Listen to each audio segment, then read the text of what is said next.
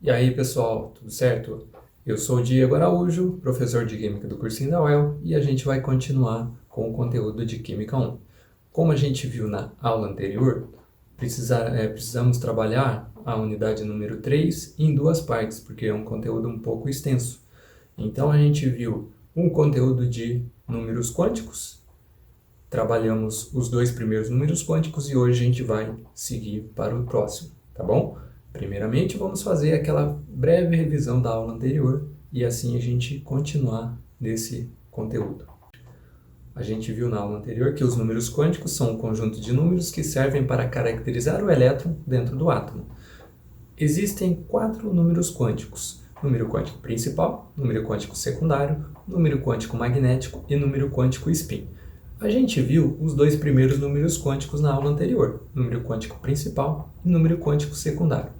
Antes de passar para os próximos, vamos fazer uma breve revisão desses dois números quânticos?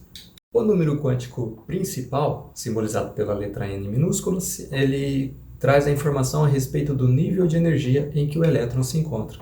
Então, as camadas de energia que o elétron está localizado. E a gente viu que são 7 camadas na prática, e cada camada será representada por um valor de número quântico principal, como a gente pode ver nessa tabela aí. Então, camada K, número quântico 1, camada L, número quântico 2, camada M, número quântico 3, e assim por diante, até a sétima camada, camada Q. Vale a pena a gente lembrar também que cada camada comporta um número máximo de elétrons. Na teoria, esse número máximo de elétrons seria 2n ao quadrado pela lei de Rydberg. Porém, algumas camadas não são completadas de modo total, devido à ausência do número suficiente de elétrons para preencher todas essas camadas. Então, as primeiras 4 camadas são preenchidas perfeitamente conforme a lei de Rydberg. As demais camadas são preenchidas de modo parcial. A gente tem uma leve diferenciação entre o número máximo de elétrons na teoria e o número máximo de elétrons na prática. Já o número quântico secundário, ou azimutal, indica os subníveis em que o elétron se encontra. Então, existem 4 subníveis, S, P, D e F. Isso na prática, né? Porque na teoria poderiam ter mais subníveis dependendo do nível em que o elétron se encontraria.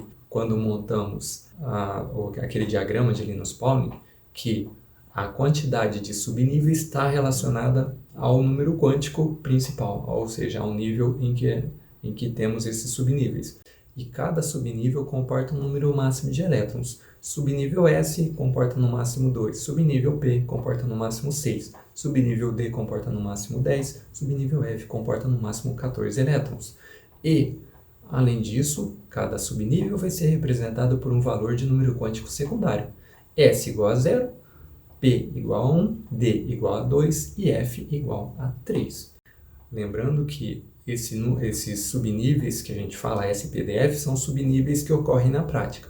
Porém, seguindo a lei de Rydberg e pegando aquelas camadas mais externas, que teriam um número máximo de elétrons bem maior do que ocorre na prática, a gente teria também subníveis possíveis, assim, porém, que não ocorrem na prática. Subnível G, subnível H, e esses subníveis a gente conseguiria prever a quantidade de elétrons que eles possuem e também prever o valor de número quântico secundário que eles seriam representados. E um ponto extremamente importante da aula anterior também foi o diagrama de Linus Pauling, em que os elétrons são distribuídos nos níveis e subníveis de acordo com a sua quantidade de energia. Lembrando que os elétrons são distribuídos do nível menos energético para o nível mais energético, a ordem crescente de energia. Partimos para o próximo número quântico, que é o número quântico magnético, simbolizado pela letra M minúscula. Ele indica o orbital em que o elétron se encontra. Então, indica o orbital em que o elétron se encontra. E como surgiu essa ideia do orbital? Primeiramente, tínhamos um cientista que disse o seguinte: é impossível determinar com exatidão a velocidade e a posição do elétron simultaneamente. Esse cientista é o Heisenberg, e esse princípio ficou conhecido como o princípio da incerteza de Heisenberg, supondo o seguinte: se em determinado momento a gente conseguisse captar a localização desse elétron Um momento depois a gente localizaria o elétron em uma outra posição. Outro momento em outra posição, outro momento em outra posição. A gente perceberia que nessa grande união de momentos, a gente conseguiria ver uma grande união de posições. E essas posições, elas vão mostrar que o elétron tende a ficar em determinada região do átomo. E essa pequena região do átomo em que o elétron tende a estar localizado, a gente vai chamar de orbital. Então, o orbital é a região do átomo onde há a máxima probabilidade de se encontrar o elétron. Para a gente entender esse contexto, né, dos orbitais, que são pequenas regiões em que o elétron se encontra, né, as regiões de máxima probabilidade de se encontrar o elétron, a gente pode tentar entender assim da seguinte maneira, que o subnível é a subdivisão do nível.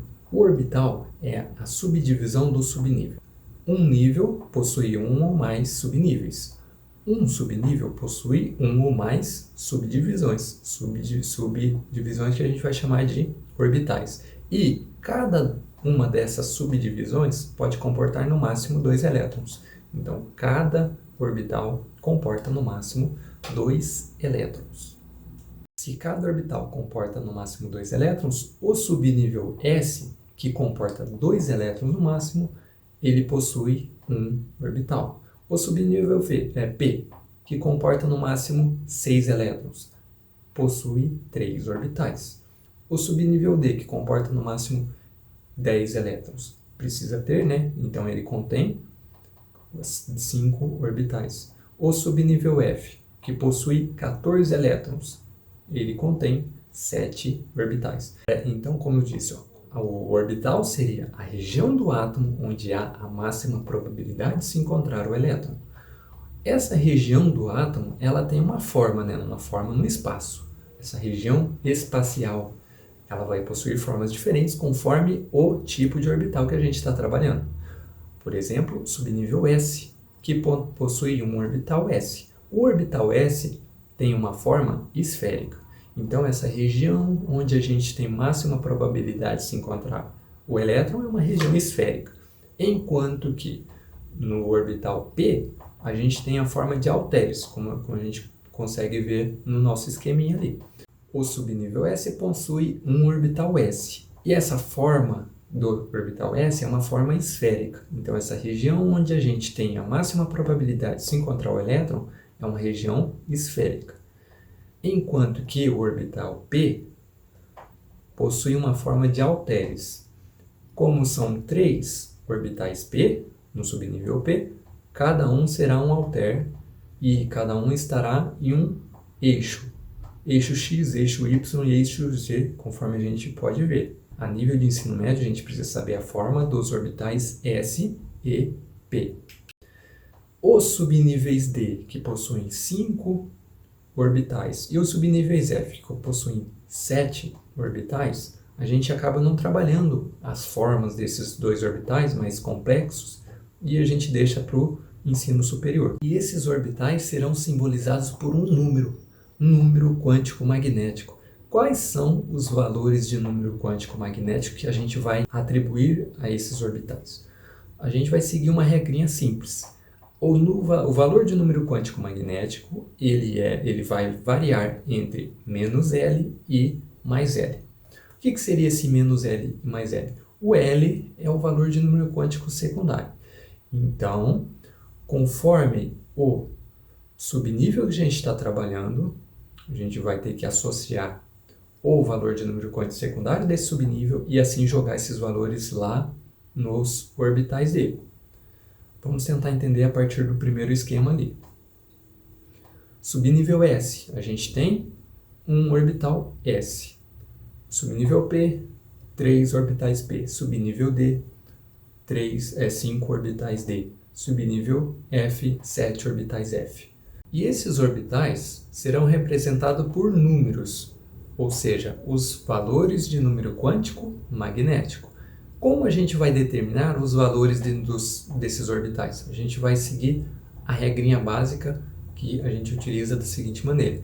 Esse número vai variar de menos L até mais L. E o que seria esse L? Na aula anterior a gente viu que o L é o valor de um número quântico secundário. Seguindo a nossa tabelinha da sala da aula anterior, a gente tem o seguinte: o subnível S tem valor de número quântico secundário igual a 0. Subnível P, valor de número quântico secundário igual a 1. Subnível D, valor de número quântico secundário igual a 2. Subnível F, valor de número quântico secundário igual a 3. Então, esses valores a gente vai ter que lembrar para colocar e assim chegar nos valores de número quântico magnético. Lembrando mais uma vez, né, que subnível S tem um orbital S, subnível P tem 3 orbitais P, subnível D tem 5 orbitais D, subnível F tem 7 orbitais F. Sabendo disso, vamos juntar esses dois dados que a gente mencionou e montar aquela pirâmide, né? Aquela pirâmide que está mostrando basicamente os orbitais desses subníveis. Seguindo então, subnível S, valor de número quântico secundário igual a 0. Qual o valor de número quântico magnético? Qual o valor do orbital para esse subnível S? De menos L até mais L, ou seja, menos 0 até mais 0, só pode ser 0. Subnível P, valor de número quântico secundário igual a 1. Quais são os valores de número quântico magnético? Menos 1 até mais 1. Então, colocando ali naqueles quadradinhos que representam os orbitais, menos 1, 0 e mais 1. Subnível D, 5 orbitais, como a gente pode ver, 5 quadradinhos, e esses valores de número quântico magnético vão variar em função do valor do número quântico secundário do subnível D, que é 2. Então, vai variar de menos 2 até mais 2. Menos 2, menos 1, 0, mais 1 e mais 2. Tá dando para entender isso? Então, vamos para o último aqui, ó, subnível F. Número quântico secundário igual a 3. O valor de número quântico magnético, o valor dos orbitais para o subnível F, vão variar então de menos 3 até mais 3. Menos 3, menos 2, menos 1, 0, mais 1, mais 2 e mais 3.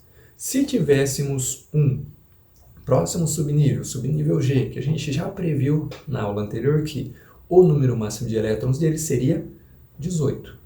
Então, precisaríamos ter 9 orbitais. Esses 9 orbitais teriam quais valores de número quântico? Bom, seguindo essa sequência, valores de número quântico secundário 0, 1, 2 e 3, o subnível G teria o valor número quântico secundário igual a 4. Os valores de orbitais para esse subnível fictício seria de menos 4 até mais 4. Ao todo, 9 orbitais. O quarto número quântico é o número quântico spin. Spin, do inglês, significa giro. Ele é simbolizado pelo S minúsculo ou ms, para não confundir às vezes com o subnível S. E ele vai indicar o sentido de rotação do elétron. O elétron pode fazer um movimento de rotação em torno do seu próprio eixo. Então, a gente tem dois sentidos de rotação possíveis: o sentido horário e o sentido anti-horário. E esses dois possíveis movimentos do elétron serão simbolizados por um valor de número quântico, o número quântico spin. E esses valores são menos meio ou mais meio. Mas não existe uma convenção dizendo que sentido horário é menos meio, sentido anti-horário é mais meio. Ou que como a gente vai representar esses sentidos de rotação diferentes por uma flechinha dentro do quadradinho, né? Então um orbitalzinho é representado pelo quadradinho e o elétron com sentido de rotação representado por uma setinha para cima ou para baixo. Esses valores não têm uma convenção de setinha para baixo é valor menos meio, setinha para cima é valor mais meio ou vice-versa. E se aparecer em algum exercício o valor específico, ele tem que trazer esse dado para a gente, senão vai ficar valor de spin mais ou menos meio. Daqui a pouco a gente vai entender um pouco melhor pegando alguns exercícios para resolver. Já que o orbital comporta no máximo 2 elétrons, e esses elétrons obrigatoriamente estarão dentro de um mesmo orbital com sentidos de rotação contrários. Por que isso acontece? Se colocarmos 2 elétrons dentro de um mesmo orbital com o mesmo sentido de rotação, a gente já tem a repulsão elétrica entre os dois, carga negativa com carga negativa. Além disso, esses 2 elétrons com sentidos de rotação com o mesmo sentido de rotação, eles acabam causando uma repulsão magnética também. Então, não há possibilidade de dois elétrons continuarem dentro de um mesmo orbital se possuírem mesmo sentido de rotação.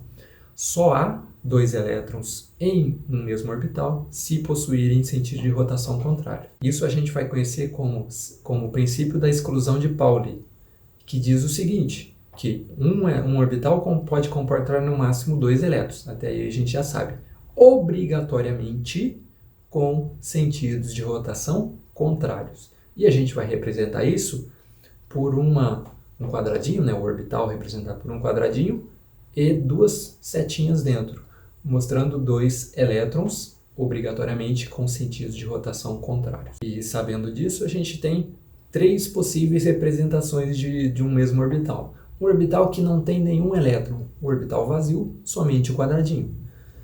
O orbital que tem apenas um elétron, um orbital com elétron desemparelhado, que a gente pode ver ali no esquema. E por último, o orbital completo, o orbital com elétrons emparelhados, obrigatoriamente com sentidos de rotação contrários. Agora, como que esses elétrons estarão distribuídos nos orbitais? Até agora a gente já sabe, né? Sentidos de rotação contrários. Mas, por exemplo, aqui no subnível P, a gente tem ali um elétron. Como esse elétron vai escolher o orbital? A gente vai seguir uma regrinha chamada regra de Hund também chamada, né? Conforme aí você lê o seu inglês. Bom, a regra de Hund diz o seguinte: os elétrons ocuparão primeiramente os orbitais vazios. A gente começa sempre do orbitalzinho da esquerda para o orbital da direita. Então, para um subnível P, que a gente tem três orbitais juntinhos ali uns dos outros, um elétron vai ser colocado no primeiro orbital, o orbitalzinho da nossa esquerda. O segundo elétron, então, quando a gente tem dois elétrons, o segundo elétron vai ser colocado como? Vai ser colocado no primeiro orbital ali? Não, né? A gente tem, obrigatoriamente, os elétrons ocupando primeiramente os orbitais vazios. Então, tira aquele elétron dali e a gente vai colocar o segundo elétron no segundo orbital, certo? Para três elétrons, mesmo raciocínio. Então, o primeiro elétron no primeiro orbital, segundo elétron no segundo orbital, terceiro elétron no terceiro orbital. E para quatro elétrons? Aí que vem a dúvida, né? Os três elétrons a gente já sabe, tá ali. O quarto elétron volta lá para o primeiro orbital. Vamos colocar ali. Beleza? Tá tudo certo aí? Deu para entender? Tem alguma coisa que gerou dúvida? Ah, tem uma coisa errada aí, né? Os orbitais possuem no máximo dois elétrons, obrigatoriamente com sentidos de rotação contrários. Esse é o erro da nossa representação. Vamos tirar aquilo ali e vamos colocar o elétron de modo adequado. Agora sim, dois elétrons ocupando o mesmo orbital, obrigatoriamente com sentidos de rotação contrários. E para cinco elétrons, o quinto elétron ele entra no segundo orbital, conforme a gente tem a diferenciação do quarto para o quinto. E por último, 6 elétrons. O sexto elétron entra no último orbital. Deu para entender isso? Então, essa distribuição dos elétrons no orbital seguem a regra de Hund. Os elétrons ocupam primeiramente os orbitais vazios. E para finalizar esse conteúdo, a gente tem uma pequena modificação desse princípio da exclusão de Pauli. Essa modificação não vai anular a citação anterior, porém a gente vai fazer uma modificação para juntar todos esses conteúdos. Então essa modificação é a seguinte: é impossível em um mesmo átomo existirem dois elétrons com o mesmo conjunto de números quânticos. Como a gente vai interpretar isso? Da seguinte maneira: imaginem dois elétrons em um átomo. Esses elétrons podem estar em níveis diferentes, em camadas diferentes, já muda um número quântico, o número quântico principal. Ou em um mesmo nível. Se eles estão no mesmo nível, tem o mesmo número quântico principal. Mas nesse mesmo nível, eles podem estar em subníveis diferentes. Um pode estar no S, o outro pode estar no P. Então já tem número quântico secundário diferentes. Mas se os dois estiverem no mesmo nível, no mesmo subnível, eles podem estar em orbitais diferentes. Então, por exemplo, lá no subnível D, no subnível D do terceiro nível. Mesmo nível, mesmo subnível, mas um está no primeiro orbital, outro está no quarto orbital. A gente já tem números quânticos magnéticos diferentes. Até aí, tudo bem? Agora, se eles estão no mesmo nível, no mesmo subnível e no mesmo orbital. Então, por exemplo, ali está no terceiro nível, no subnível D e no orbital 4. O que eles têm que ter diferentes? A definição anterior. O orbital vai comportar no máximo 2 elétrons, obrigatoriamente sentido de rotação contrária. Ou seja, obrigatoriamente eles estarão no mesmo nível, mesmo subnível, mesmo orbital, mas a obrigação seria o quê? Sentidos de rotação contrários, números quânticos diferentes, certo? Então, é impossível em um mesmo átomo existirem 2 elétrons com o mesmo conjunto de números quânticos. Para a gente tentar juntar todos os conhecimentos que foram abordados nas aulas anteriores e na aula de hoje, vou pegar um exemplo aqui, ó. O sódio, como a gente pode ver, ele está acompanhado de 2 números, o 11 no canto inferior direito dele e o 23 no canto superior esquerdo, certo? E o que representam esses números? Só para a gente... Esses números vão trazer informações a respeito do elemento químico, do átomo também, né? E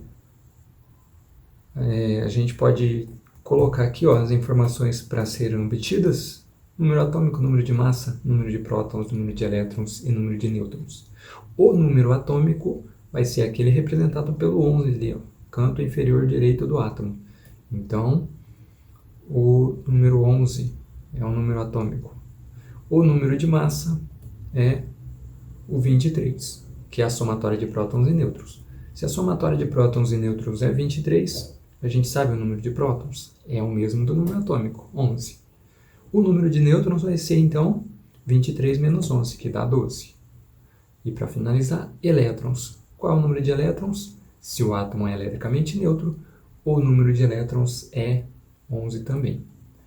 Como esses 11 elétrons estão distribuídos ao redor do núcleo? Eles estão distribuídos conforme a distribuição eletrônica pelo diagrama de Linus-Pauling. Então, vamos colocar ali, ó, um S2, 2S2, 2P6, 3S1. Certo até aqui? Agora, para a gente juntar, então, o número de elétrons, número de prótons e número de nêutrons, a gente vai fazer o seguinte aqui, ó. Um pequeno desenho, né, pequeno modelo, não com a escala perfeita, né, mas só para a gente entender como todas essas partículas fundamentais, prótons, elétrons e nêutrons, estão dispostas no átomo. Então, para representar melhor, eu coloquei ali o elétron como partícula verdinha, prótons, que a gente já sabe, 11, partícula vermelhinha, e nêutrons, partícula branquinha. Então, vamos colocar primeiramente os prótons. A gente vê ali, ó, 11 prótons que estarão localizados no núcleo. Agora, vamos colocar os 12 nêutrons. 12 nêutrons no núcleo.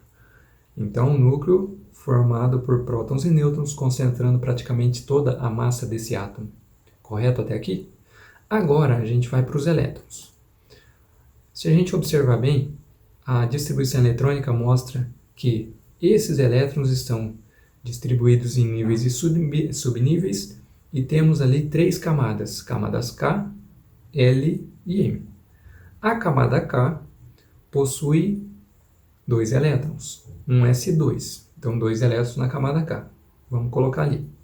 A camada L possui 8 elétrons, 2 S2, né? 2 elétrons no subnível S e 6 elétrons no subnível P. Vamos colocar ali para formar toda a estrutura da eletrosfera. E por último, a terceira camada, camada M, que a gente vê apenas um elétron representado. Certo? Então, essa é a distribuição eletrônica do sódio. E a gente entende o modelo do átomo de sódio aí, né? Representado por núcleo e eletrosfera. Vamos falar mais uma coisa interessante aqui da eletrosfera. Esse elétron que eu vou sinalizar por uma seta, ele possui um conjunto de números quânticos. Ou seja, ele está localizado em determinado nível, determinado subnível, em determinado orbital e também possui determinado sentido de rotação, certo? Então vamos colocar ali os 4 números quânticos.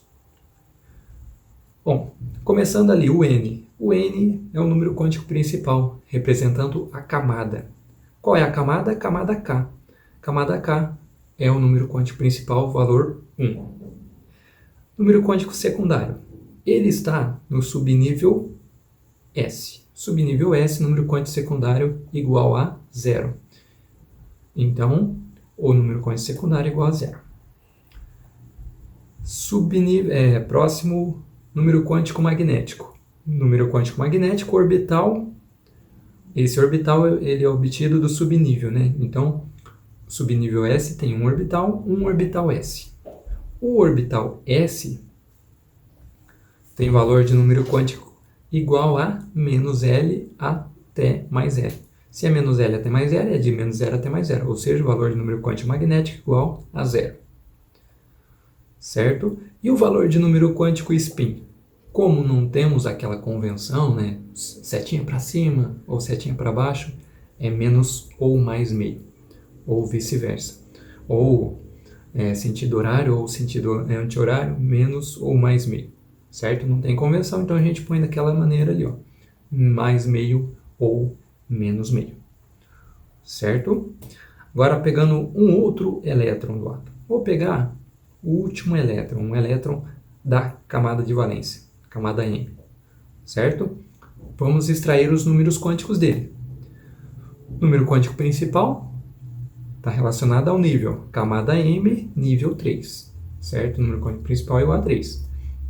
Camada subnível, que a gente vê aqui, número quântico secundário. Subnível S, conforme a nossa distribuição eletrônica, 3S1. Então, subnível S, a gente tem aqui valor de número quântico secundário igual a 0. Número quântico magnético. Número quântico magnético está relacionado ao subnível. Subnível S, então o número quântico magnético é apenas um orbital S. Certo? Esse elétron está no orbital S, o orbital S vai ser de menos L até mais L, ou seja, menos 0 até mais 0. Só pode ser 0. Então o valor de número quântico magnético é igual a 0. Por último, o número quântico spin. Mesmo raciocínio do exemplo do elétron que a gente falou anteriormente, mais ou menos meio. Né? Não tem convenção para dizer se esse elétron vai ser menos ou mais meio. Primeiro elétron do orbital, mais meio. Segundo elétron do orbital, menos meio. Não tem essa convenção. Porém, alguns exercícios, eles trazem uma informação. Então, ele vai falar, convencionando-se que o primeiro elétron a ocupar o orbital tem spin menos meio, obrigatoriamente o segundo terá spin mais meio. Certo?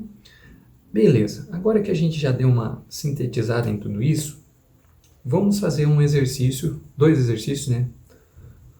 Começando lá pelo exercício número 5, da página 331.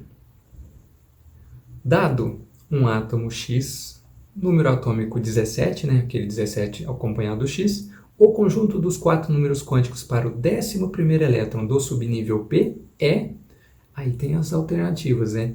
Apenas os números quânticos representados. Então, como que a gente vai fazer isso? Primeiro dado, ó, X, número atômico 17. O conjunto dos 4 números quânticos para o 11º elétron do subnível P. Esse X17, ele tem 17 elétrons. Como esses elétrons estão distribuídos ao redor do átomo? Ao redor do núcleo. 1s2, 2s2, 2p6, 3s2, 3p5. 17 elétrons. Então a gente divide ali em camadas, né? Camada 1, camada 2, camada 3.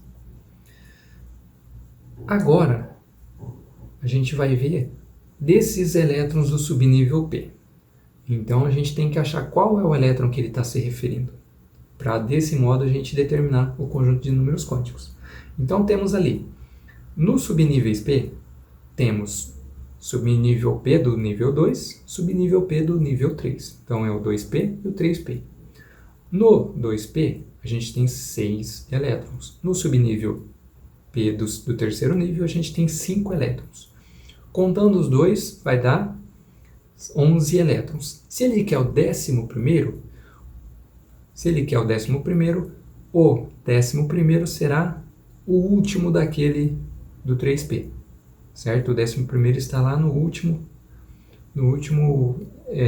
subnível ali do 3P, o último elétron do subnível 3P. Agora que a gente já localizou esse elétron, né, a gente vai determinar o conjunto de números quânticos. Tá ali. Número quântico principal indica a camada, o nível de energia. O elétron está no nível 3, camada M, número quântico principal igual a 3. Subnível, ou número quântico secundário. Subnível P. Subnível P, número quântico secundário igual a 1. Então, número quântico secundário igual a 1. Se a gente verificar nas alternativas, já dá para eliminar a letra D de dado e a letra elefante. Certo? Então, continuando, número quântico magnético. Número quântico magnético, a gente tem o seguinte: são 5 elétrons no subnível P. Vamos colocar lá os 5 elétrons distribuídos em orbitais de acordo com a regra de Hunt. Um elétron ocupando um orbital vazio de cada vez. E depois preenchendo novamente os orbitais no sentido contrário. Qual desses elétrons é o quinto? O quinto elétron é aquele que está no número quântico magnético igual a 0, que a gente pode mostrar ali. Ó. Então, aquele lá é o quinto elétron.